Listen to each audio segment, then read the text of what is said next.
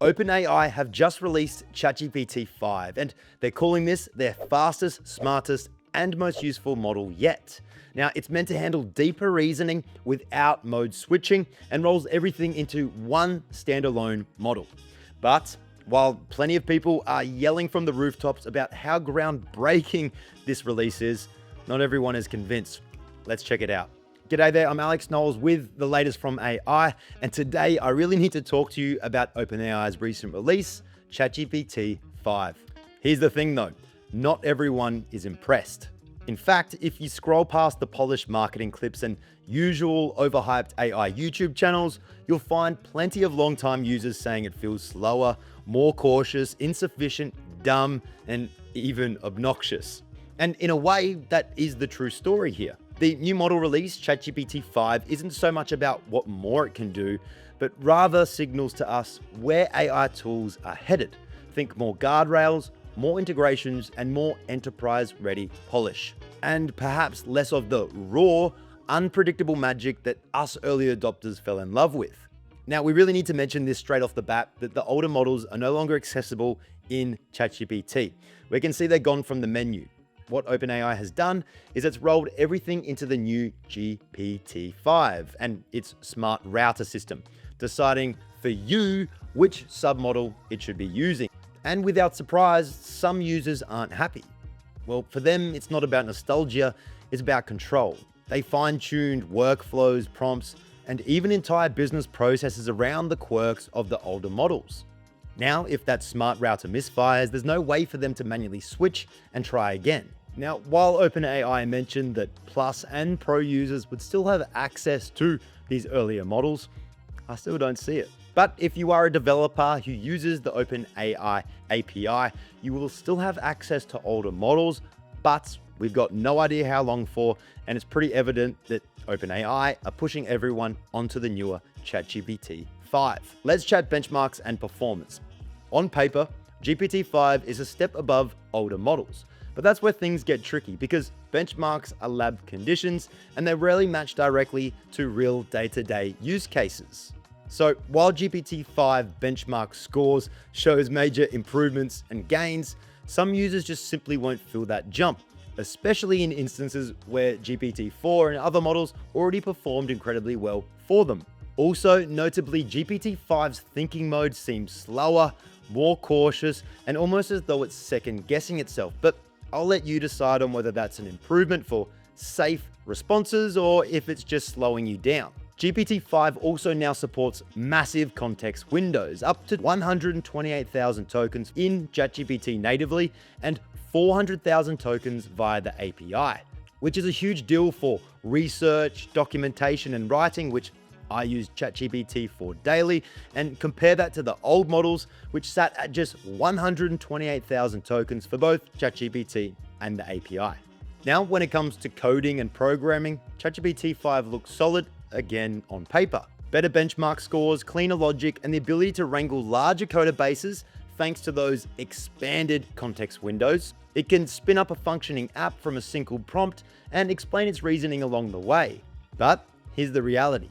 In day-to-day work, it just feels like a proof of concept. Claude still feels sharper when it comes to problem solving and troubleshooting your code. And dedicated AI tools like Zite or Lovable already outperform GPT-5 when it comes to actually shipping something usable. So for hobby projects or quick prototypes, ChatGPT 5, it's a nice upgrade. But for production-ready builds, it ain't there.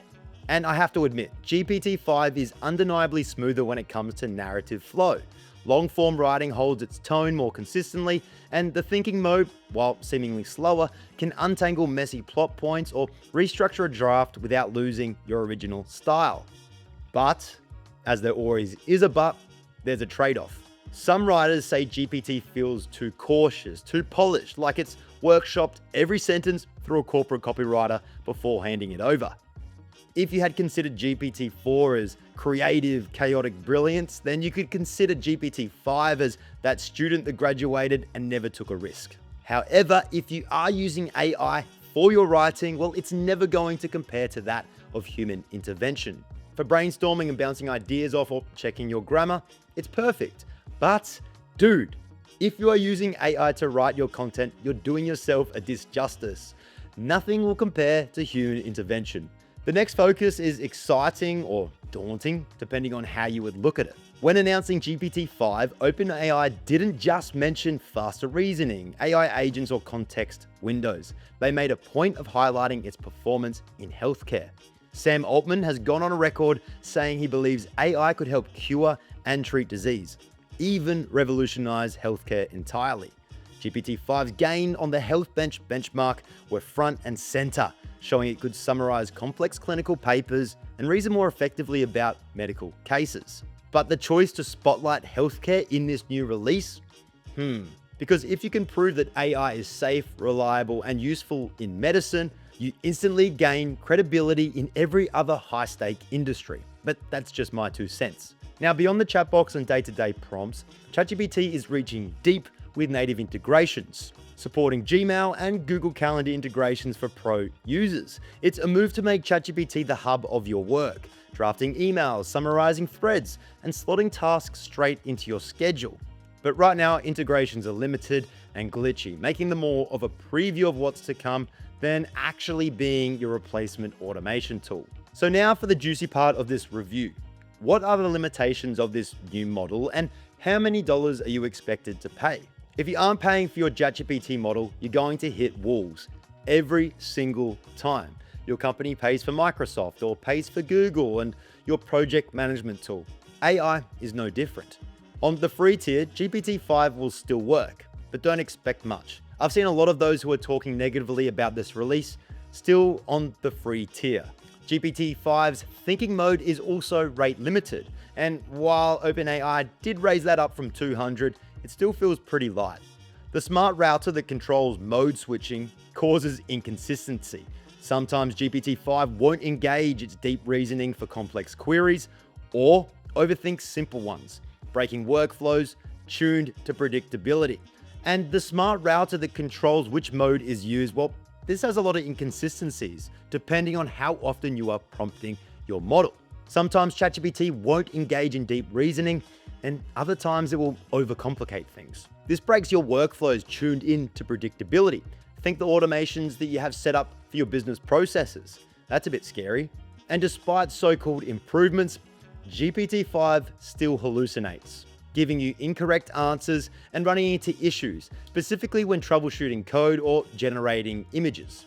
When we compare GPT-5 to GPT-4 and Claude, I'd have to say that GPT-5 is much more structured and corporate, where GPT-4 and Claude are more playful and human. When we look at rate limits of each, GPT-5 definitely feels limited, buggy, but OpenAI are still working out on how much they will offer.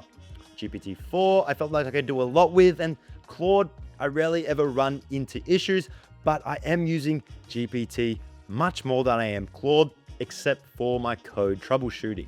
When we discuss model control, well, it appears as though we've lost entire access to this on GPT-5, where with GPT-4 we had access, and Claude, Anthropic still allow that. So who is this release for? On paper, you would think that ChatGPT 5 is for everyone. But in reality, the biggest wins aren't for casual users. It's for the teams and people who live in the tool. Enterprise or pro users are going to feel the jump the most.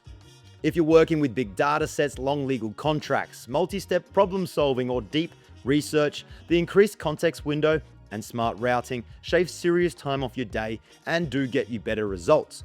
But for casual users, it's a mixed bag. You'll notice better answers in deep or complex conversations, but for quick tasks, it might feel slower or more guarded than the previous GPT-4. And the wow factor, it's less dramatic unless you're pushing the model further. But in saying that, that is a kick up the bum for you to better understand how you can best use GPT in your workflows. And when we look at pricing, we still have the Plus plan at $20 USD a month, a Pro plan at $200 USD per month, and for those who want to bring your team in, the business plan available at $25 USD per month. So what's next? Well, it still is an early release, and as we saw when it was first released, they actually had some issues. So who knows what's going to come in the next 3 months, 6 months, or 12 months? Maybe we're going to have a ChatGPT nurse. Well, I hope that cut through all the fluff and the noise that has been surrounding this new release of ChatGPT 5. If you want to learn more about how you can best use AI in your workflows or get the latest tips, insights, and news, make sure to subscribe to the channel, hit the thumbs up, and hit that bell notification, and I'll see you in the next one.